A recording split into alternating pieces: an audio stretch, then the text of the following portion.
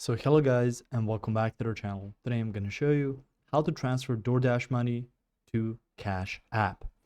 So if you want to transfer your earnings that you got on DoorDash to your Cash App, you will need to link your Dasher Direct debit card or bank routing details directly into Cash App.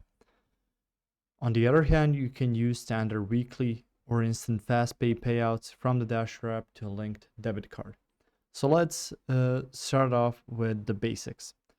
So first off, you can go to your Dasher app, which is going to look something like this. Once you've set up your account, you've been dashing for a few weeks, you got some earnings on there, you want to send them to Cash App.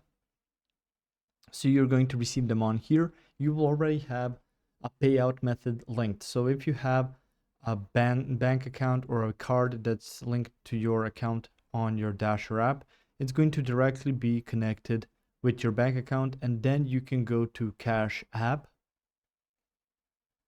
and go either through the App Store here, or you can just log into your account through Cash App. So once you've gotten Cash App through there, you can access your balance and banking icon, which is going to appear on the home screen.